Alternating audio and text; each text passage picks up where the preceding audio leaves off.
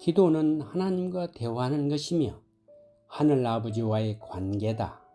기도할 때 우리는 하나님과 더불어 동행하게 된다. 하나님의 목적에 사로잡히게 된다.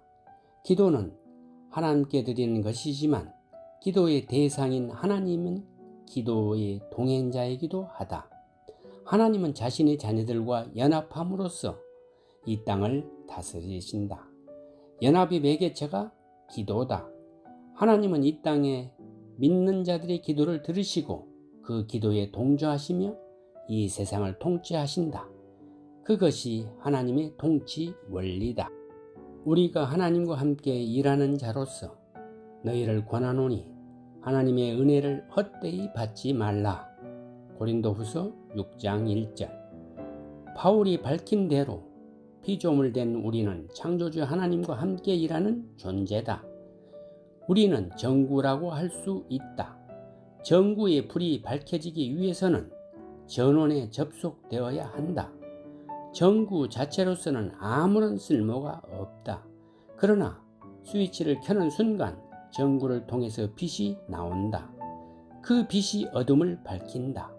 하나님은 이 땅을 밝히기 위해서 정구와 같은 매개체를 필요로 하신다. 창조 때부터 하나님은 피조물에게 역할을 부여하시기로 결정하셨다. 그분은 이 땅의 인간 모두에게 각자 수행해야 할 사명을 주셨다. 우리의 세상은 하나님이 만드시는 거대한 퍼즐판과 같다. 모두가 각자의 퍼즐 한 조각을 갖고 저마다 정확한 그 자리에 맞추기 위해 생을 보내고 있다. 큰 조각도 작은 조각도 있겠지만 결국은 퍼즐 한 조각일 뿐이다. 그러므로 누구나 자신의 퍼즐 조각으로 인해 우쭐대거나 상심할 필요가 없다.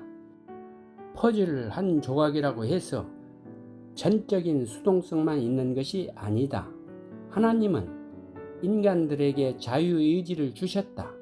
각자의 의지에 따라 자신의 운명을 결정할 수 있는 여지가 있으며 삶의 차이를 만들어낼 영향력을 발휘할 수 있다. 하나님과 함께 일하는 우리의 자세와 열정의 강도에 따라 결과가 달라질 수 있다. 여기에 기도가 중요하다.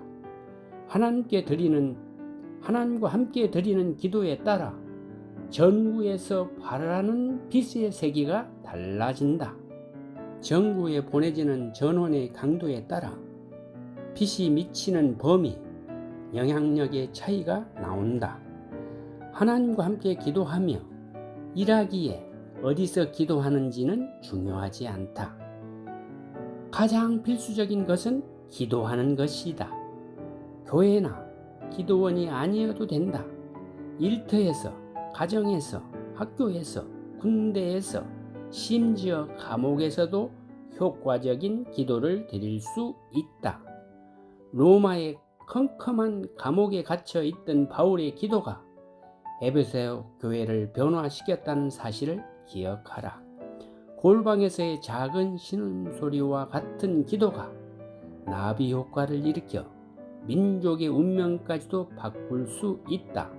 포인트는 정구가 아니라 정구에 보내지는 파워에 있기 때문이다. 그러므로 반드시 전원과 접속되어야 한다. 전원과의 접속하는 장치가 바로 기도다. 기도한다는 것은 인간이 하나님과의 관계에 대해 가장 명확하고 보편적으로 반응하는 행위라고 할 수 있다. 하나님은 인간의 기도를 들으실 만반의 준비를 하고 계신다. 그리고 기꺼이 자신의 파워, 즉 능력을 기도자에게 보내려 하신다.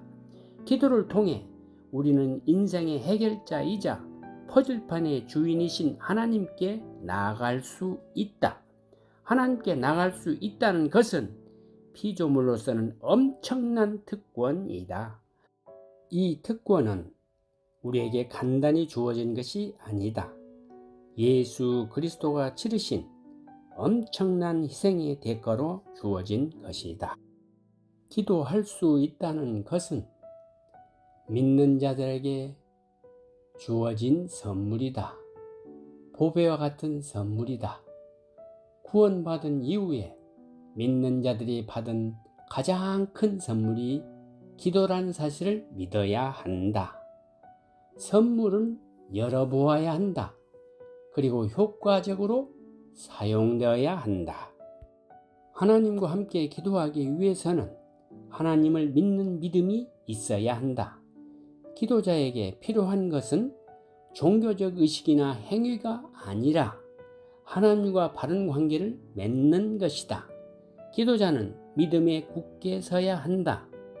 믿음이란 누구를 믿는 것이지 무엇을 믿는 것이 아니다.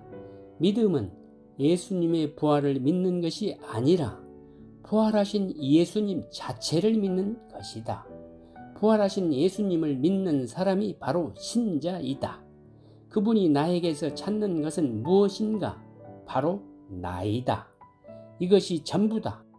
그분이 찾는 것은 나의 행위나 노력, 업적이 아니다.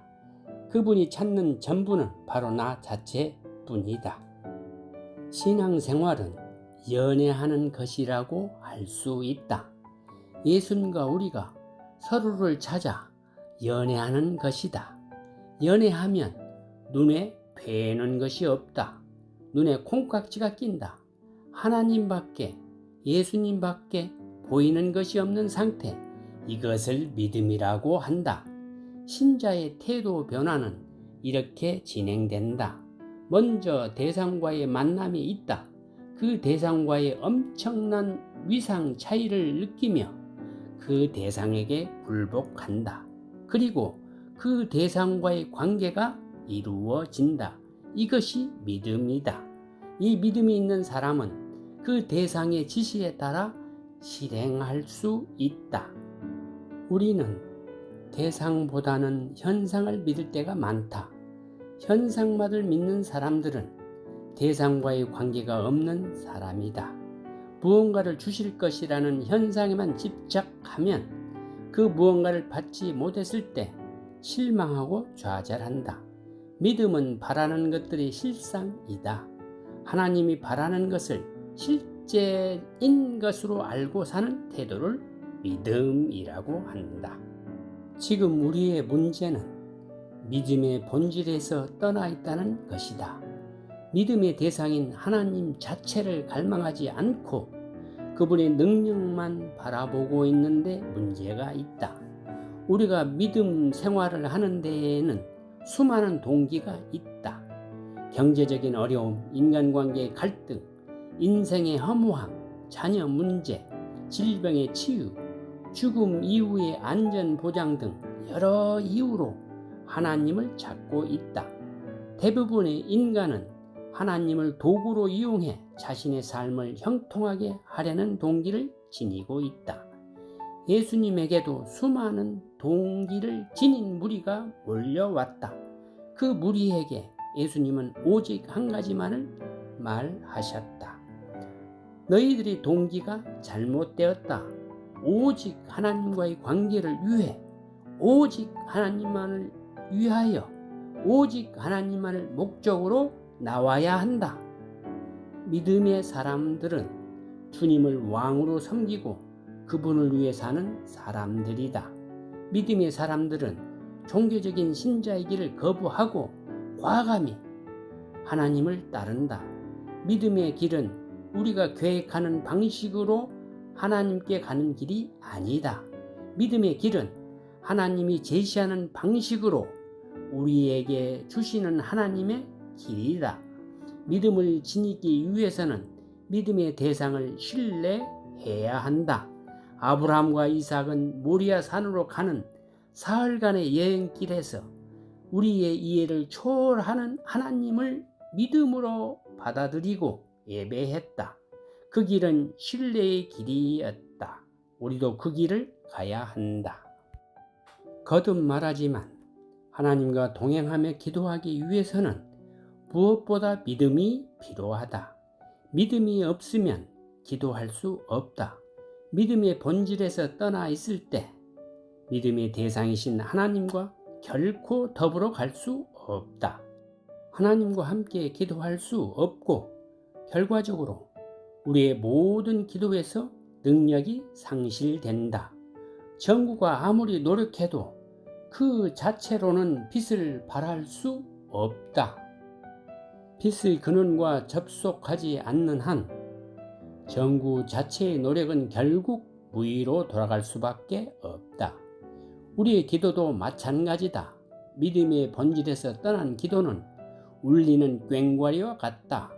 그럼으로써 수없이 기도를 하지만 우리 기도의 대부분은 하늘나라에서 잡동사니 우편물처럼 취급당하게 된다. 내가 기도 수업을 하는 이유가 바로 여기에 있다. 우리는 바른 기도를 드려야 한다.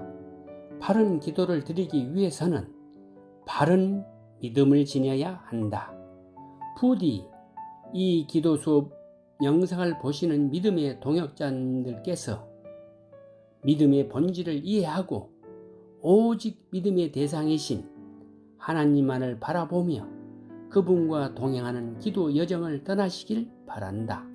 그럼으로써 우리가 드리는 모든 기도가 하나님과 접속된 능력 있는 기도가 되어 개인과 가정, 민족을 변화시킬 수 있기를 간절히 소망한다.